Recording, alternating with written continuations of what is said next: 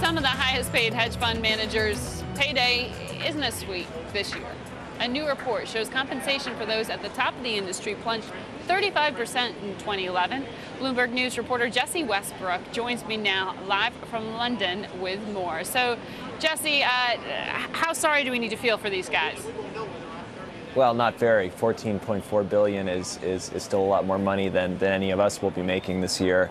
And it was a horrible year for hedge funds, so the fact that they can still earn that kind of money individually shows that you can make a lot of money in this business just on management fees. Are we still looking at that 2 and 20 model, or has that changed? Well, a lot of these funds are very sort of exclusive funds with very long track records, so they're making more than 2 and 20.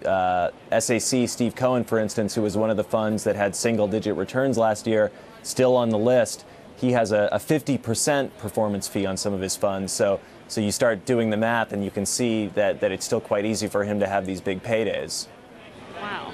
Yeah, let's run through some of the top earners. It looks like Bridgewater's Ray Dalio had a pretty good year in a tough environment.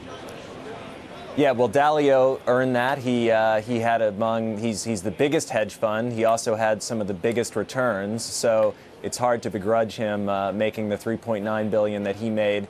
He made $3.1 billion in 2010, according to AR Magazine, so that's now $8 billion over 2 years. It starts to get a little obscene, but you can't question it in terms of making money for his investors. Carl Icahn, number 2 on the list. His return's still holding up at Icahn Capital. He's making money, and his fund is no longer open to investors. So I suppose he's benefiting from this, but not necessarily clients. And James Simons, Renaissance Technologies. How did he earn that amount of return? Well, so Renaissance had very good returns in 2 funds last year that are trend-following funds, and in a down market, they were able to find things that a lot of managers picking stocks themselves failed pretty miserably at. And I see Chase Coleman is really roaring here. I mean, we can't even really call him a Tiger Cup anymore, right? He was like the number 6 most compensated hedge fund manager. Yeah, he made more than $500 million, and I think he's the youngest to be in that group. So sort of some new blood among the highest earning hedge fund managers. Wow. Well, Jesse, thanks very much for running us through